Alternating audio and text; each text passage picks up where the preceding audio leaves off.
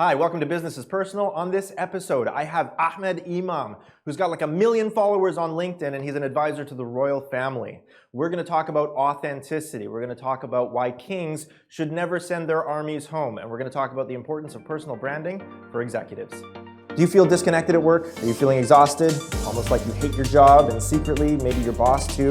This is Business is Personal, a blueprint to discovering and creating meaning at work in collaboration with Smashy TV, a live streaming service in the Middle East for the driven, the dreamers, and the doers. Hi, welcome again to Business is Personal. I am so excited about my guest today. This is a good friend of mine. This is Ahmad Imam. We had the most amazing Indian dinner the other day. It was so, you called it a degustation. It was a degustation. And it really was. It was like 8 different courses. Fantastic at the restaurant Carnival in Dubai. If you've ever been there, it's fantastic. Yeah. But it's really nice to have you here. Thank you. I love hanging out with my friends on my show, on camera, and just having real conversations with you guys. So I'm really appreciated that you're here. For those of you who don't know Ahmad Imam, he is a social media guru. He is a presenter and host and speaker, and he's got like 1 million, he actually has 1 million followers on LinkedIn. And you're not going to brag about it, but I am. I'm going to brag about your 1 million followers. That's a pretty big thing, man. That's a big thing. And there's lots of people out there that are going to want to know how you got to 1 million followers. Do you have a secret? I do. I mean, did you want me to share it now? Yeah, go on. Let's get right into the meat, right? Let's get right into it. Well, pleasure to meet everyone, first of all. So I grew 1 million followers over the course of 3 years, and for me the strategy was very, very simple, right? In terms of success in any given industry, you do one of 2 things. You find someone that's actually done it, that's been where you want to be, and you ask them for directions, and that's exactly what I did. So I jumped on LinkedIn, and instantly I could see 5 to 10 people that are just constantly in the feed getting great engagement. And I reached out to them. You know, because you've done interviews with like Gary Vee, Richard Branson, Tony Robbins. Forgive me, there's probably more. But are these the guys that you were learning from? No, not at that level. Not at that level. Okay. But I mean, people that were on LinkedIn that were getting, that maybe had 50,000 followers at the time or 100,000 followers at the time. Considering I just started with a few thousand. And reached out to them and just asked them what I could do. Fantastic. And you gradually get tips from each person. And as you level up to maybe then 50,000, you reach out to someone that has 100,000 or 200,000. And so I kept doing that. The other thing that I was doing was being very, very giving and supportive. And this is a thing. Content is one thing when it comes to social media. You need to have great content and compelling content that differentiates you, but you also need to give love to other people. Right, sure. Right? So the more love you give, the more love you get. The law of reciprocity really, really works. Yeah, definitely. And so I invested a lot of time in engaging on other people's comments, other people's content. And when they say my content in the feed, they would then reciprocate and comment as well. So those would be your top tips then. If you want to grow your followers on LinkedIn, reach out to people that are bigger than you. And ask for directions. And ask for directions. Comment and engage. Right? And engage meaningfully, I think probably would be the third thing, is just make sure that you're adding value. Add some actual value. And keep in mind, when you comment, you are becoming more visible. That's right. The end goal is to get people to your profile. Right? By any means. And that can be via content or that can be via engaging. Oh, that's brilliant. But ask for directions, engage, and create some creative, different, compelling content. Right. Well, Ahmad Imam is one of the influencers, okay? He's like LinkedIn's, what was it? You were in the top 10? Top 10 influencers in 2021, but that's just across the board. That's just not LinkedIn. No, but okay, so it's not just social media, okay? But your influence is much bigger than just the social media platform. And we talk a lot in social media about imposter syndrome and about making sure we're not presenting ourselves to be something that we're actually not. This is the guy that the UAE Royal Office asks for advice. That's the kind of influence. It's practical. It's boots on the ground kind of influence. And what would you say, I think, is the biggest struggle for you in terms of maintaining authenticity online? How much to tell and how much to give. I get that too, because I want to show people pictures of my family, of the kids, of my wife, and then everybody's telling me do it on Instagram but not on LinkedIn. You know, you can show pictures of your family on your personal page on Facebook but not on your business page, right? And I don't know if those rules apply anymore. What do you think? Well, it depends on each individual. I've got one rule, and I don't show my family. So I'll talk about them, but I don't show photos of my daughter, of my wife, or anything like that. It's personal to me. In terms of vulnerabilities, I'm happy to share vulnerabilities. You know, and I do that often, and that's actually how I built such a large following. I talk about things like when I was younger, I was a very shy and awkward kid. You know, I couldn't even look people in the eyes. That's how shy I was. That is so hard to believe now. I know that. I genuinely felt like I didn't have the right to take up the voice space. Right. And so I wouldn't talk. I would remain silent and let other people talk. So what was the turning point for you? Very interesting. I actually worked, one of my first jobs was being a dishwasher. Okay. Okay, so I worked. That's not sexy, by the way. It's not a sexy job. Yeah. You leave with pruned fingers. And it was at a pizza restaurant. So, so you got pizza cheese stuck to your feet. there's nothing pretty about it. But the manager or the owner was actually a serial entrepreneur, and he was someone that really believed in me for whatever reason. I felt like I didn't have, you know, anything to offer at the time. Right. But he saw something in me, and every time he would come in, he would spend a bit of time with me and mentor me and give me some advice. But one day when I was on the verge of leaving, he gifted me something that changed everything for me. And he gifted me a 24-disc CD set by Tony Robbins. Oh, wow. Okay, and this was back in 1999, so he was called Anthony Robbins then. Right, sure. Right, and he kind of looked like Arnold Schwarzenegger. You know, he had a business suit on, he had the suspenders. Had no idea who this guy was. But I took home this 24-disc CD set, and we're showing our age here, right? And I was blown away. It was the first time I'd experienced self-improvement. It challenged me to build my confidence, build my courage, and from that point, and over the course of the next 10, 15 years, that's what I did. I did things that just scared the bejesus out of me, right? Like I would do things like volunteer to MC a friend's wedding or do a sales presentation. They terrified me, but I know that I grew through it. And 15 years later, I'm presenting, I'm speaking, I'm super comfortable on stage, and that took work. Oh, that's amazing, because even now, there's a number of my executive coaching clients that still struggle with public speaking. And they themselves struggle with their online branding.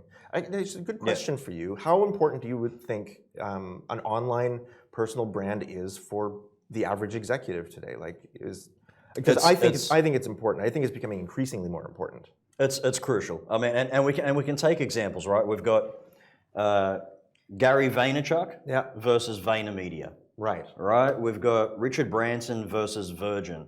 We've got Elon Musk versus Tesla. When you think of each of those examples, you're not really thinking about the companies. You're thinking about the personal brands, and they're the ones that complement the business and drive that business.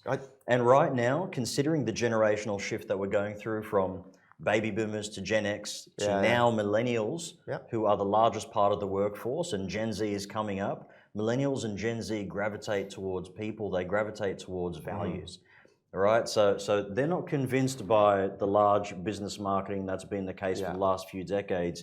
They're convinced by real people talking. Yeah, that's right. Like you know, we see people like Gary Vee just being real and sharing his values and his core and his foundation. They gravitate towards that, and then they'll gravitate towards whatever it is he's doing as a business. And so if you're a CEO that has thousands of staff underneath you, you have to be the brand ambassador for your business. I totally agree. And I'm commonly, I do a lot of restructuring work, so I'm commonly involved in the hiring processes for C-suiters. And I'm always saying, your CV gets you the interview, but your character gets you the job. And one of the first things that I'm doing, if I'm looking at the CV for a CFO for a company, first thing I do is I check out their social media, because that's going to tell me about their character. I'm going to see moments that they accidentally leaked 3 years ago, the less curated moments, stuff that you're not going to see in the interview, right? The less curated moments. And I'll tell you a story. So I mean, I had a dream for a very long time, because I was a huge fan of Tony Robbins. That I wanted to be around him. I wanted to be in that space, right? Like I was absorbing all of his content. his CDs, then his DVDs, then his books, and then his events and everything else as, you know, as I grew over the course of 10, 15 years. And there was this company that partnered with him. The company was called Success Resources. Yeah. And they're a global company that work with Tony Robbins and Gary Vaynerchuk and Richard Branson, Robert Kiyosaki, all of these great influential thought leaders that we know of. Anyway, I found this gentleman on LinkedIn who was the managing director of Success Resources, right? And by this time I'd built a bit of a presence. I think I had about 100,000 followers at the time. I was releasing regular content. And I thought, you know what, I'm just going to try my luck. I'm just going to send him a direct message and say, look, I'd love to catch up on a call. Perhaps there's some way we can collaborate. I just threw it out there. I didn't expect a response. I received a response within a day. Wow. And he said, sure, let's jump on a call. Wow. And so I got super excited. You know, I got ready to pitch myself. I knew exactly what I was going to say. I've done this, I've done that. I can add this value. I can add that, I can add that value. I jumped on a call with him and he's like, hey, Ahmad, how are you? I'm like, I'm good. And I was getting ready to get into my pitch. And within 5 seconds of the pitch, he's like, Ahmad, I actually know who you are. I've been following you now for the last 6 months. I know what you're all about. Come into the office, let's make something happen. Wow. Wow, that's fantastic. No resume, no CV. That's all through the power of video content and social media. Well, because he already knew you. Yes. Right? And I find that too. I have a lot of people that reach out to me on LinkedIn or Instagram that they have a relationship with me, but I haven't been aware of it. I know you probably have that experience too. People are like, oh, you know, I really love this is what you said. I've been following you for a few months. We've never engaged in any way, but I just want to let you know this. And then tell me some personal story about themselves. Yeah. But they've got a relationship with me that I've just not been aware of. And I feel like I'm consistently trying to catch up with strangers online. Well, that's what happens with social media. I mean, especially with video content, people will feel like they know you. Oh, I know. I want to get there to that place where, you know, I'm able to provide value that improves the quality of 1 million lives every month. And I don't know how to metric that yet. And I don't know if I need to metric that on a single platform or a single message. But I really think that if we can improve 1 million lives every month, I think that's a pretty good way to spend your day, you know? That's a pretty good way to spend your day. Yeah. And look, I've had a chance to know you personally now, and people need to hear you. You know, the things that you have to say need to be said at scale. You know, so I will support that in any way. Oh, thanks, man. I appreciate that. You didn't have to say that. That was honoring. I appreciate that. That's okay. He actually told me to say that before the interview. Yeah, right. Oh man, that's so good. Like I want to talk about the value of personal branding, but not just for the person being branded. Because look, as a C-suiter, if you're going for a job, yes, they're gonna interview you first on your social media before they bring you in for the interview, and that's going to be a part of the filter through which they see your character. Sure. So we get that, right? Yeah. C-suiters really need to be building their personal brands. Yeah. How important is it for a company that their executives have strong personal brands? Yeah, yeah. So this is the thing. You can have many faces of the company. Yeah. The CEO does need to be visible. And this is where, you know, they do need to have the ability to inspire. They need to have the ability to speak and communicate and be approachable. Yeah, definitely. And present themselves in such a way that it does appeal to the existing generations.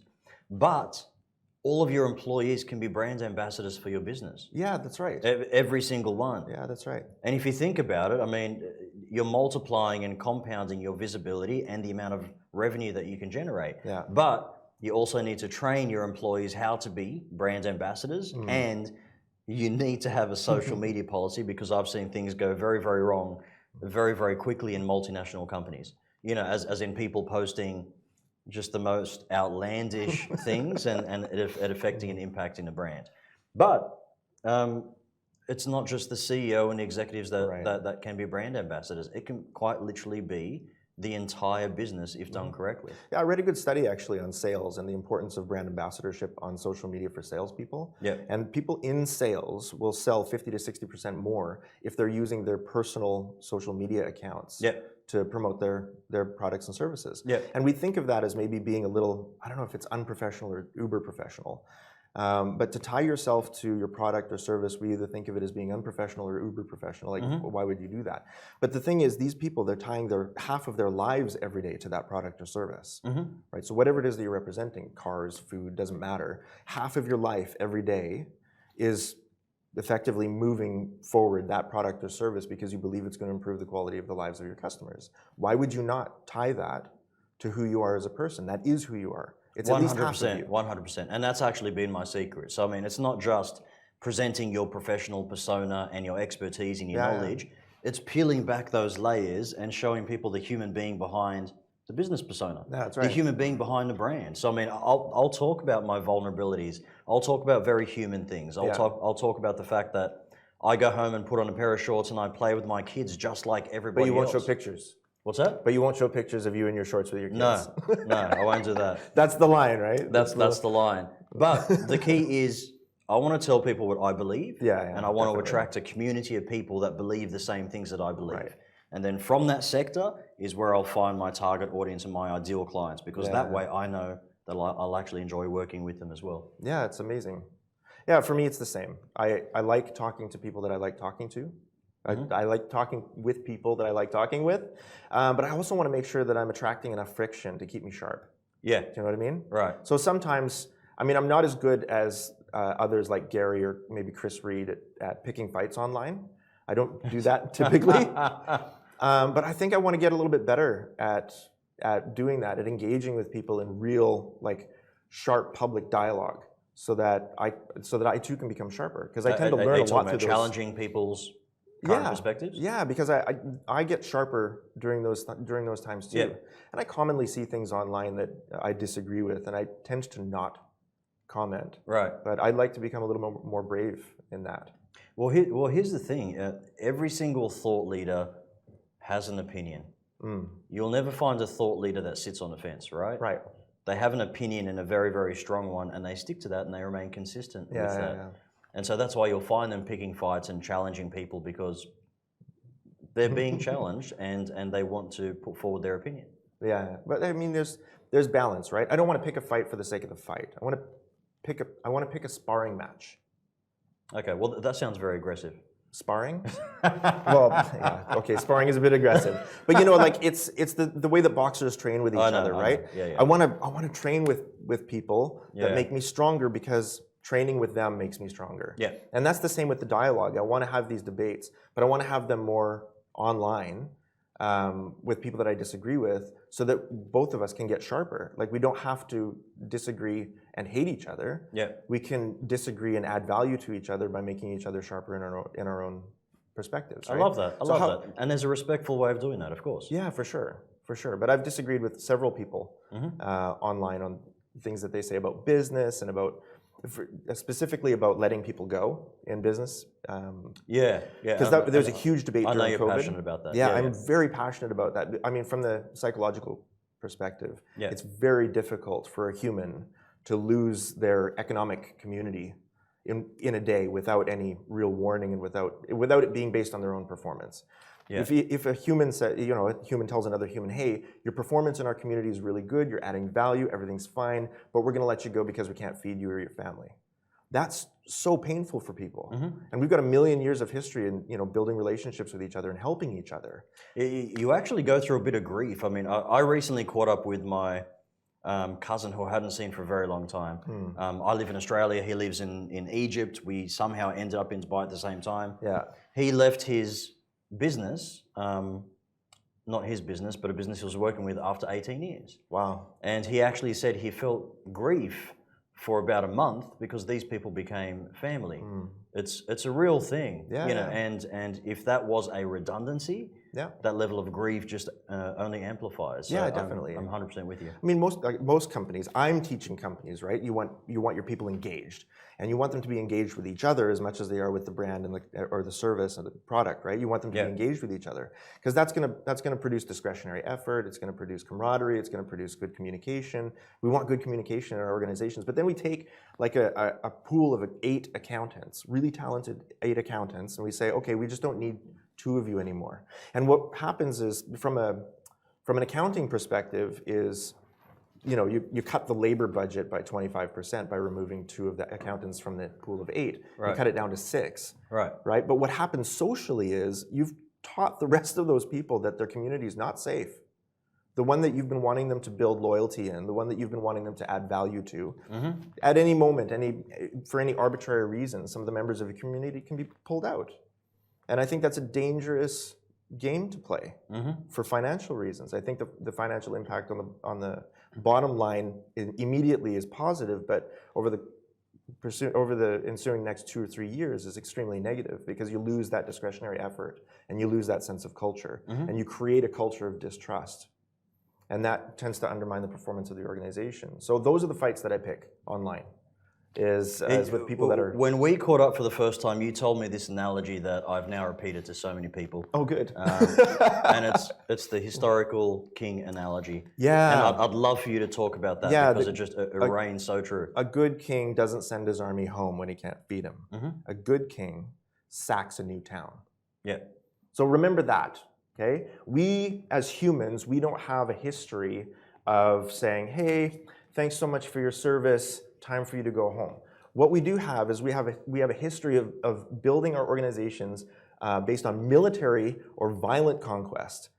Okay? That's our history. Now we're playing economic games over the last 300 years, and they're more peaceful and more elegant, but our history hasn't been economic. Largely, it's been violent. Okay? And so our kings in history, a good king doesn't say, hey, I can't take care of you guys, you should go. A good king says, hey, we haven't tackled that town yet. Let's go take that land and take their resources. And I think that's the kind of mindset that we need now, is to protect our employees by saying, hey, we're kind of running out of resources to feed our employees and their families. So let's conquer a new market. Exactly. That's what we need. Yeah. We don't have that market yet. Let's go get, and then we become competitive, right? Competitive in the way that humans have survived. We've been surviving by taking over markets for the last million years, and I think we just got lazy and forgot that. I mean, and look at all the many different examples. I mean, Netflix started with DVDs. Oh, I know, and those horrible boxes, the distribution. Right, it was horrible. And they were like, okay, what new market can we tap into? And look at the Netflix of today. Yeah, it's amazing. No, it's absolutely true, and I think we need more good kings and queens in business. That's the I key. think, and we need them to be so socially responsible that they're aggressive in the market. They're more aggressive toward the market than they are toward their own employees.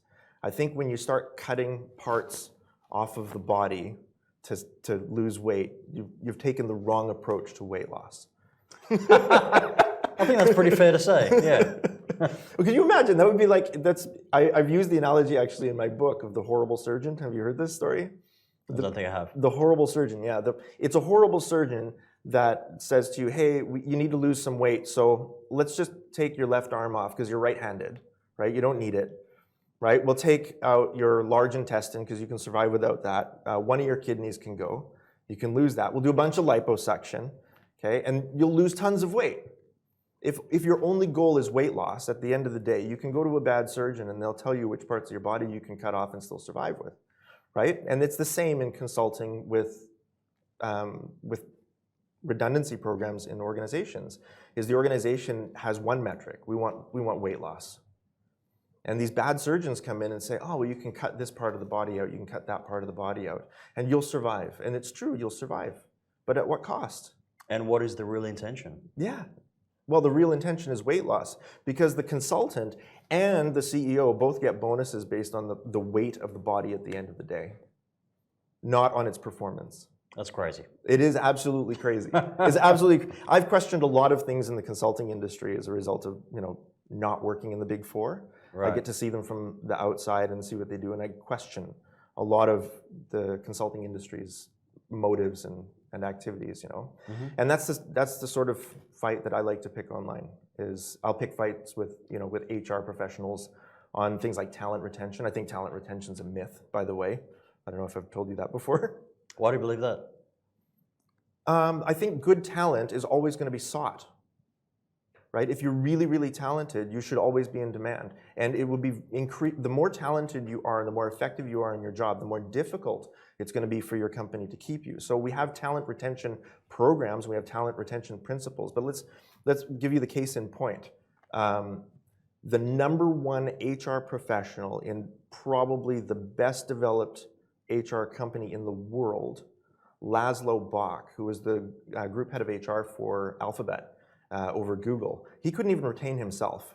He quit after 10 years to start his own thing because that's what talent does. You know, the talent wants to grow, wants to be challenged, wants to try new things. Right. So I think really great talent can't be retained, which means we have to be amazing as organizations at bringing great people in and celebrating them when they leave and making sure that the time that they have with us is the most productive time in their career. Then they walk out as ambassadors. So then they're saying all kinds of cool stuff about their experience with Ahmad Imam and his team for that time when they spent that time with you. Right. Wow. I think we need a lot more online ambassadors and a little bit less talent retention. Does that make sense to you? Makes sense. I think it's one of those things we can dive deep into for a while. Yeah, exactly, right? Yeah. So tell me, what of your day-to-day work, what of it is the most meaningful to you? Look, I'm all about impact. So Yeah. I'm all about impact over income, and I truly believe that if you make a big enough impact, Yeah. that the income will come. But I genuinely love giving influence and visibility to people that deserve it. Right. As in, when I speak to someone and I hear something that just blows my mind, and I almost feel like if you and I were talking just by ourselves, and I feel that thousands of people should be listening to this conversation, I feel an obligation to make that person more visible so that they can then make more of an impact. And that's what I love to do. So a lot of the people that I'm working with are high net worth individuals that they do have influence offline. Yeah. Right? So the CEOs, executives, royal family members, billionaires, and they've got influence in their circle. Yeah. And they can make an impact with that circle. But I help them then translate that to the online presence and scale it to millions. Yeah. And the amount of impact that can then be made is huge, and it compounds. That I love to do. The other thing I love to do, which I've had since I've been a child, is I just love performing. Right. Right. So I love presenting. I love hosting. Yeah. I love podcasts. I love interviews.